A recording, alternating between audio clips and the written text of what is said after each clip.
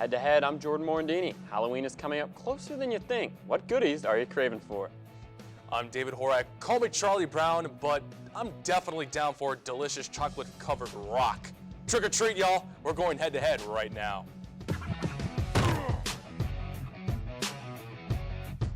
Guys, gals, welcome to Head to Head, of course. We start today with Valpo football. 2 weeks equals 2 games. Big win at Stetson, followed by a road loss for the Crusaders to first place San Diego. 49-10 was the final, which was somewhat expected. But now they host rival Butler for the Hoosier helmet this Saturday. Overall, Jordan, how will they finish this year? You look at the remaining schedule. Obviously, you mentioned they have Butler this weekend, and then they have Dayton and Jacksonville in their final 2 games. I like the chances this week at Butler. I think this week is a good opportunity for the Crusaders to maybe get that 4th win, but then you look at Dayton and Jacksonville to finish off the season. You look at maybe, David, this is the last week really where the Crusaders have, a really good opportunity, especially at home, I think, against a Butler team. I think, you look at it, I think Jimmy Seawald, I think he's going to start this week from what I've heard. I've spoken to a couple of guys within the football organization. They've mentioned that Seawald may get the start this week. That could be huge as long as his hand's all right. I know he's dealing with a little bit of a hand injury. But as long as he's healthy, I think he's the quarterback there this week. And I think he plays well, and I think he plays well enough this weekend. Like I mentioned, I think this weekend is a really good opportunity. Yeah, I agree. They will finish guaranteed 4 wins this season because the 4th win will definitely be Butler this year. We'll get to that later on in our news segment for Pick 6. But in the meantime, they will definitely win this Saturday. But in terms of the remaining schedule with Dayton and Jacksonville, these 2 teams are top-tier programs that have veteran experience. And of course, we talked earlier on in previous episodes that it's all about how many years of experience do especially the offensive linemen have under their belt. And for Valparaiso, this is an exceptional year of rush offense. They are able to run the ball unlike any other season before. If anything, over the last decade, then maybe 2014, where they went 4-8, no question. So obviously, they have also, in addition to the offensive line, they have wide receivers that can consistently catch for the most part, running backs, a huge quantity of running backs, and also a bunch of tight end, fullback, and utility players that can really bring a lot to the table. It'll be interesting to see how they move forward. It's a pretty straightforward scenario for the women's soccer team. 1 win away from the conference tournament with Northern Kentucky standing in their way. The question I have for you here, David, is can they pull it off against a tough Northern Kentucky team this weekend? This is a really, really dangerous situation for the women's soccer team because the last time we talked about, one of the fast break questions was can they finish in the top 3? And we really had high expectations for them because they had the offensive arsenal with Corey Griffith and April Cronin in the front lines with a great defense with Natalia Conto, Allie Quillen, and Tess Barrett stepping up in the goalkeeper. They have the ingredients necessary to put together a fantastic recipe for success. No pun intended with the food metaphors. But when you really look at what this team has to offer, the only thing that's missing is the actual execution of the game.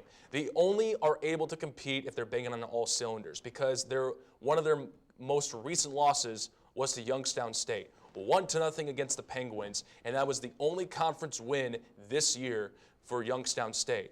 And when you look at, Youngstown State is unfortunately not the only women's soccer team in the Horizon League that has a 1-win conference slate. But at the same time, you got to take into consideration what teams do Valpo need to beat in order to get themselves officially ready for the conference tournament. And at this stage, because they've lost to a low-caliber team like the Penguins, they're not truly ready. If they're banging on all cylinders with the arsenal that they have at the front and back lines, they will have what it takes. They just got to execute right off the bat because they definitely had the corner kicks to do so against YSU. They just could not get it done. Yeah, and it's important to mention here, they have to match whatever UIC does. So if they win and UIC wins, Crusaders are in. Tie. They have to match you. I see a couple situations where if they tie and Oakland loses or something like that, they can also get into the tournament if UIC were to win. This is a good opportunity, I think. This is a Northern Kentucky team. I spoke with head coach Maravich. He said this is a blue-collar group that finds ways to score goals at opportunistic times. That's something that we're going to have to look out for. Northern Kentucky, a tough opponent. They have something to play for as well, trying to lock up anywhere from the 1st to 3rd seed this weekend. So we'll see. Yeah, I really like Northern Kentucky. I really like Northern Kentucky to be to be defeated by the Crusaders. I really like Valpo because they really have shown relentlessness in adversity this season. I really like them this time. Now, Valpo volleyball, their libero, Morgan Longoria, has been on an absolute tear with back-to-back Horizon League Defensive Player of the Week honors. Yet, as a whole, the Crusaders have 6 Horizon League matches left and are currently tied with Wright State for the final Horizon League tournament spot. Can they sneak in that slot this year? It is absolutely insane that we're truly discussing this, because this is a team, David. I mean, 2 weeks ago when we were last on, we were discussing if this was a lost season, if there was really nothing, for this team to play for this year. But ever since then, they've fought, they've hung in there. They're at 3-7 in conference right now, knotted for the final spot. And we talked about, they were going to have to survive all of the injuries they were having earlier in the season. And you see now, Emily Campbell is back and playing. Kayla Courier played a set on Tuesday. She's another player. And Jamie Laheta is back as well. So a lot of those players that we were talking about earlier in the year that were hurt, kind of a reason why they were maybe struggling, they're back now. Another good thing is the 2 teams that the Crusaders are fighting for that 6th spot in the Horizon League tournament, UIC and Wright State. Crusaders have beat both of them already. So they'll have the head-to-head. They do, of course, play UIC later again for a second time this year, but they have that match at home. But I do think they can sneak in. I think, they have 6 remaining Horizon League games. I think if they can win 2 to 3 of those, I think they can lock up a spot. Longoria, as much as we want to accredit her with as many praise as possible, 5.55 digs per set and just over 5 again assists per set for Longoria, you got to take into consideration what do they have at hand. Obviously, Courier, Campbell, and Laheta are starting to phase back into regular season play without questionable status. But at the same time, Jordan, you gotta understand that they've had to work Plan B, Plan C, Plan EFG, and now they're at Plan Y or Plan Z, where they have to go with libero Longoria in having to have her as the primary setter from 10 feet back, as ruled by the NCAA. But unfortunately, with the primary setter, they're 4-2 with Longoria, the libero, as the primary setter, which is very confident, which is really, really strong for them going into the latter parts of the season. It's better late than never, but at this point, it may be too late for me. That's where I see. I mean, too many injuries, too many caution flags for those that are trying to get back into play, especially without Allison Ketchum done for the year. It's going to be very, very tough for them to get back into things. Yeah, so we'll see how the volleyball team can handle their business down the stretch. But it's been a while, as we mentioned, since we had our last show when we last aired. We were talking about if this Crusader men's soccer team would finish first in the conference. Since then, they've lost back-to-back Horizon League matches and currently tied for 5th. David, I ask you, where will they end up in Horizon League play? They really have just... first of all, just like the Valpo volleyball team, unfortunately, the men's soccer team don't have a whole lot of injuries. It's just unfortunate circumstances across the board for the men's soccer team. They really have had a little bit of a delay in execution overall. And again, Isaiah Madrid and Omar Lawrence in the backfield. Isaiah Madrid, and then you have Ramon Howell, you have Suleiman Thomas, you have Kendon Anderson healthy again. But at the same time, they've really shown that they have what it takes to win games. They beat Western Michigan or tied against the Broncos. Can't get it off the top of my head. You also have they definitely competed against Omaha with a tire win. But at the end of the day, what really matters is can they compete in conference play?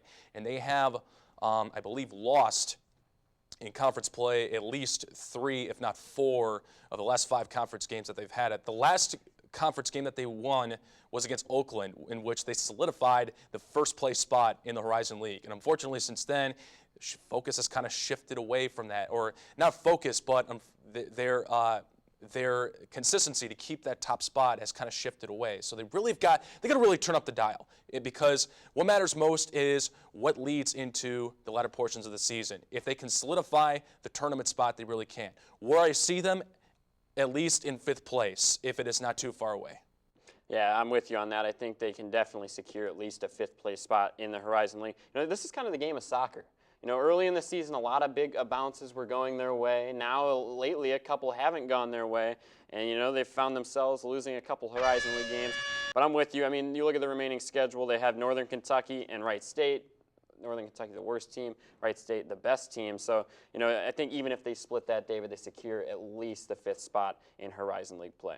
So, coming up after the break, we will talk about in our new Pick 6 segment how the Cubs and the Indians face off in the Fall Classic in Chicago this weekend.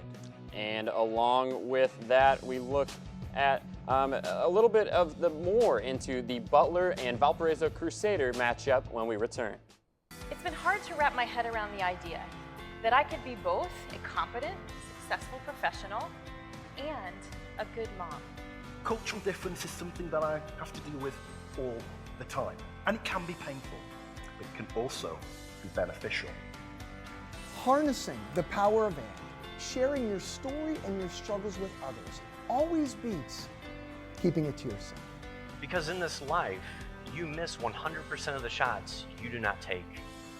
So many of the things that we have to do are more effective if we do them together.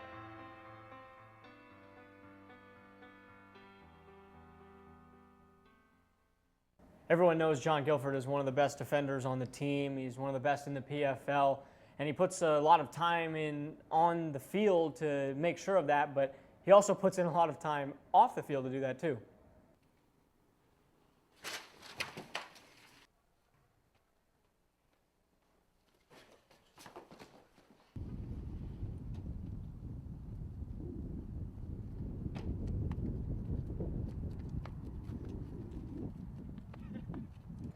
He's pretty good at what he does. Pretty good, yeah.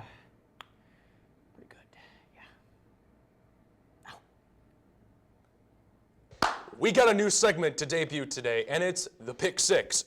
Easy to explain. We choose who we got for big games or trending headlines, and so we begin with topic number 1. It's old news now that the Chicago Cubs are in their first World Series in 71 years, but they have not won the whole thing since 1908, 108 years.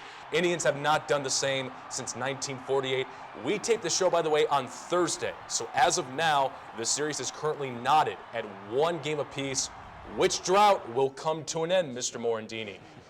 Well, last time, I guess the last series, David, when we discussed, we talked about the Cubs having resiliency. And this is exactly what they've shown now in the World Series. They lose Game 1, 6-0, really had no life throughout that game. A fantastic job by Kluber. He was fantastic throughout. But, they showed resiliency in Game 2, and that's a tough environment, too. Down a game at Cleveland, and just a fantastic outing from Jake Arrieta. He set the tone early in that game. He made a statement. And, we have to touch on Kyle Schwarber as well. You beat me to it, man. I had to touch on it. He's the guy. He's kind of like, he's bringing energy. With him in the lineup, that alone is bringing energy to this team. So they split in Cleveland, and now, David, they hold home field advantage. So now they hold home field advantage with 3 games in Chicago, and then, of course, if it has to, it can go back to Cleveland. But, it just feels like the Cubs' year to me. I don't know. There's something about it. This team is resilient when it matters most. Yeah, I mean, is there any Chicago Cub player, coach, bat boy, whatever the case, is there anyone on that staff that doesn't have the energy, plain and simple? And besides, you talked about resilience. The Cubs went into a loud, energetic, just cloud 9 in terms of excitement, Progressive Field, and they were able to get the job done, despite the fact that they were just stunned, 9-0, right? It was what, last night? Yeah, Game 1. Game 1, 6-0. 6-0. Still a huge, huge defeat as a slap in the face of reality for the Cubs, and that's what flipped the switch for Game 2.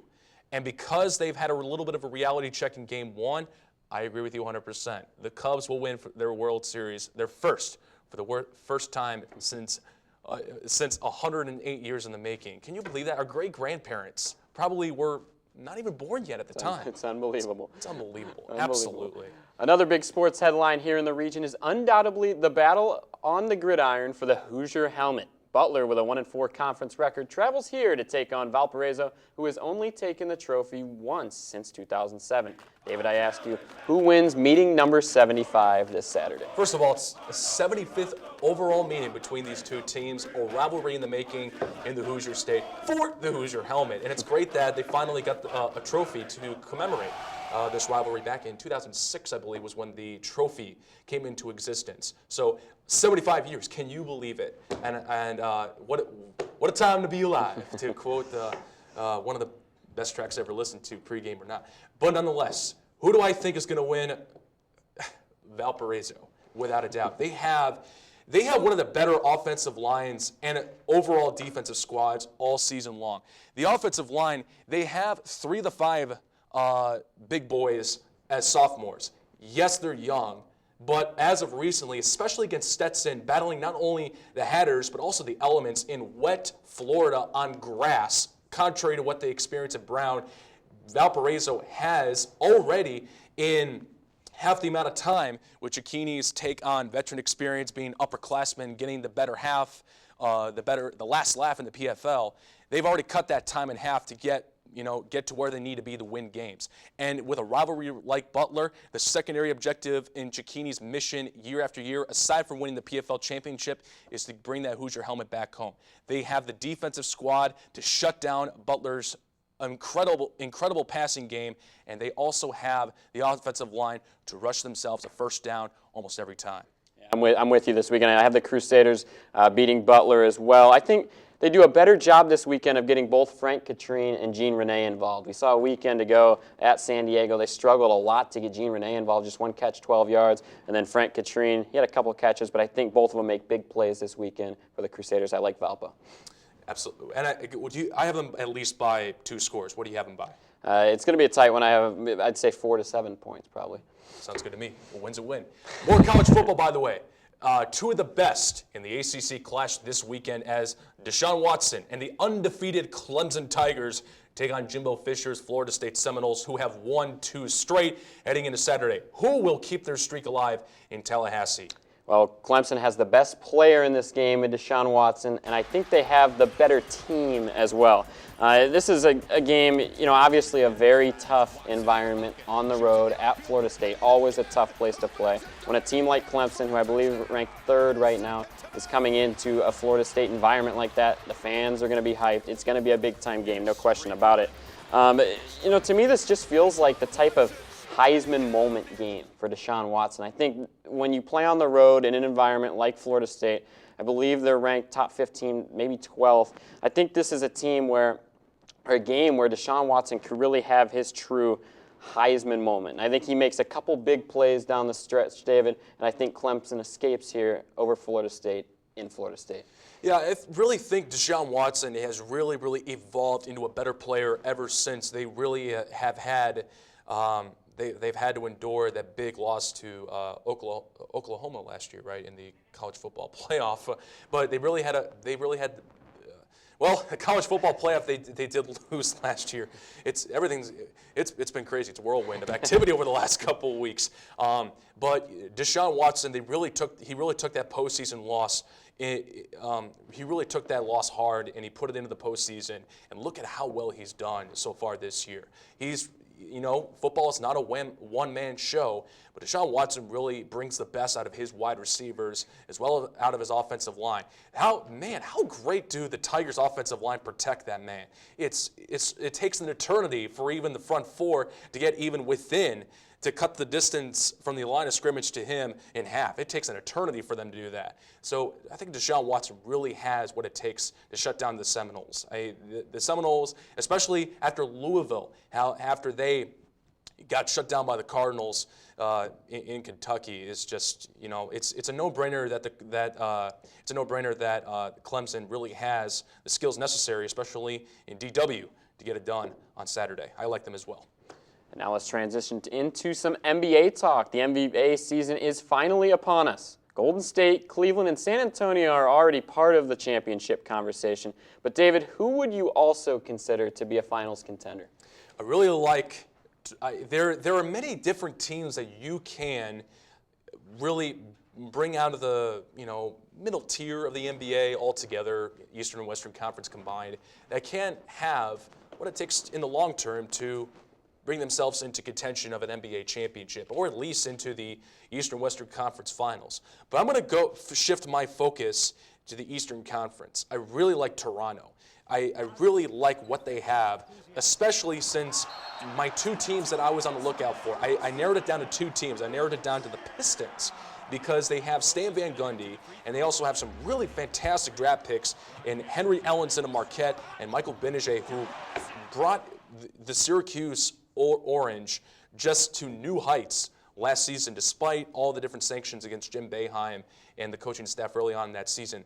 Those two players I really wanted to see them shine early in this season for Detroit. But Toronto, with the experience they bring back, they shut them down by at least 19 points. I believe it's just saw 109-91, something around there. But Ellenson and Benege, and also Reggie Jackson, it's a star-studded lineup. But what's even more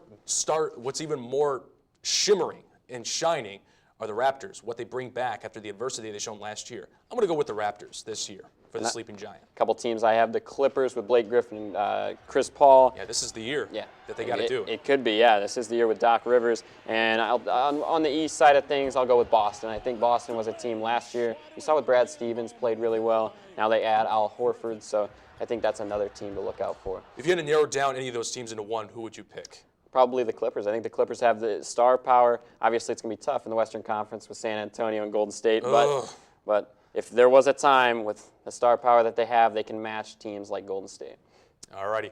Well, now, we are about 2 weeks away from the college basketball season tipping off. Now, setting aside the mid-major leagues like the Horizon aside, which Power 5 conference do you think will have the best teams, the best competition, the best schedules, the highest ratings this year? Well, when you look at it, I look at this from almost like a depth situation, Dave, where, which conferences have a lot of different teams that we're going to see, come March.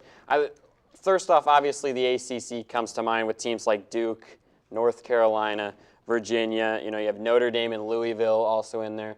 That's a conference to me that can obviously make a splash. They have the high-powered teams with Duke and NC. You have a lot of teams right there in the middle. Some others I mentioned. You have Miami and Virginia Tech, two other teams to look out for. And then I like the Big Ten. I'm a Big Ten supporter. I've always been a Big Ten supporter, and they have so many teams that are always, ranked when it comes March Madness time in kind of that 7 to 10 range, but a lot of people pick them for upsets. You have the teams at the top. You have IU, you have Michigan State, Maryland, obviously, but then you have those second-tier teams I was talking about, teams like Purdue, teams like Iowa, teams like Wisconsin, Ohio State, Michigan. It goes on and on.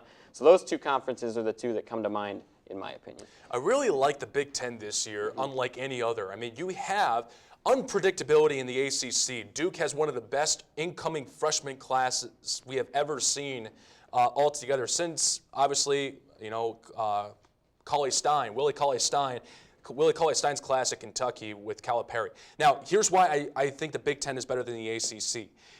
Duke, yes, they have all the talent they need, freshman-wise, to pull off a really, really fantastic year this year. But Mike Krzyzewski, have you ever seen him put together at least an ACC championship squad with just true freshmen? You really don't. You need a blend. You really see a blend of upperclassmen and lowerclassmen when you see Krzyzewski's roster, when you see Roy Williams' roster, when you look at also Jim Boeheim's roster. I like the Big Ten this year because of Michigan State. I also I think IU as well, and also I think Nebraska is a sleeping giant this year. I really like what I see. But overall, the Big Ten is a team to watch because that's where they thrive. They thrive in basketball, not just football, but this year's an exception. Jim Harbaugh. And then lastly in our segment, Valpo men's basketball was picked to finish as the preseason favorite to win it all in the Horizon League. David, is there any team Horizon League-wise that you think can give the Crusaders some problems? I really see only two teams that could come any close with competing toe-to-toe with Valpo, Oakland and Green Bay. I like Oakland because even though they have lost Kay Felder, they still bring back Jalen Hayes and, of course, Greg Kampe.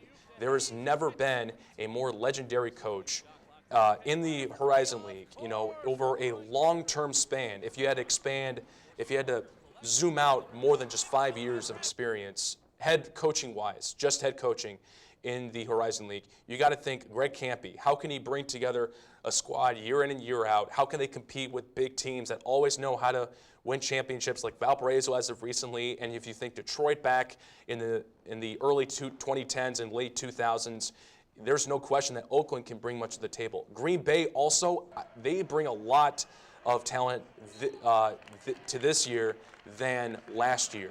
Valparaiso, they brought the majority of their roster, especially in scoring, the percentage of scoring. Alec Peters is back. If Alec Peters were to go to the draft and not come back, it would be a different preseason pull for Valparaiso. They're going to still be a top-tier team if Peters weren't to return, but because he returned, they definitely bring some leadership back, even though it's a new Crusader head coach in Matt Loddick. But Oakland and Green Bay have Valparaiso looking at their radars closely this year. Yeah, and I'll go with one more kind of sleeper pick in the Horizon League to potentially do some damage. UIC. Really? A team that's picked fourth to finish in the conference. They returned 3 starters from a year ago, including their top 3 scorers from a year ago. They have a first-team all preseason pick in Dikembe Dixon. So I do think UIC can kind of be a team to surprise some people. You know, Green Bay lost those 2 top players in Faust and Carrington Love. I do think UIC could potentially sneak into the top 3 in the Horizon League. Sounds good. So it's now time for the fast break. We actually will pause on that. We will kick it in a high gear with the fast break when we come after this break. Don't go anywhere.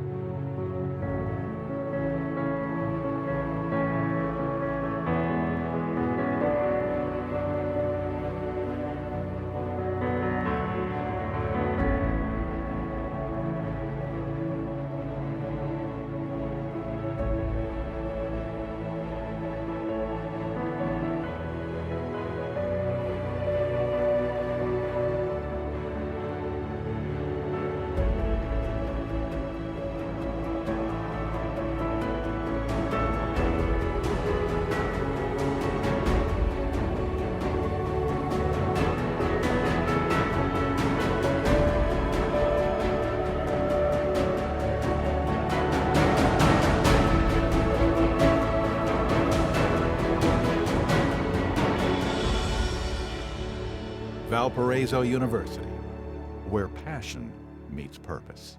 Time for fast break. Start the clock. Anthony Davis drops 50 in his season debut. Can he be an MVP candidate? Etuan Moore and Tim Frazier will bring out the best in him, but the media is going to be so fixated on KD, Russell Westbrook, LeBron, Steph Curry. I hope he gets at least in the list of it. Too many standout, skilled players in the NFL. Who will take MVP honors this year? Tom Brady is my front runner. Matt Ryan and Matthew Stafford, 2 other players to look out for. Jeffrey Shorsh and Charlie Emhart become the first players in program history to qualify for ITA National Indoors. Are you impressed, David? Returning much of their talent from last year's only ever conference championship team. Absolutely no surprise that they're breaking each and every barrier possible. Valpo women's bowler Olivia Wirtz named MVP in the Crusader Invitational this past week. Any surprise there? Not really. I was actually impressed. This is a team that has really accomplished some good things over the years. And finally, women's basketball finished 5-13 in the Horizon last year. Where will they finish this season? Bare minimum, at least in the middle tier. Obviously, they really have what it takes with a 5-man freshman class and a lot of experience from last year with Meredith Hamlet and Amber Lim-Forrest to carry the 1 through 3 and the 4 and 5 spots to pure dominance this year. Alrighty. Well, I actually like them a lot this year too. I do think they, no question, will improve from a year ago. Absolutely, especially with some great new coaches, which we'll get into later detail, more elaborate detail in the shows to come. But that'll do it for this edition of Head to Head. We'll be back next week, same time, same place. Follow us on Twitter at VUTV Sports for the latest. Until then, save the rocks for him and enjoy your sweets.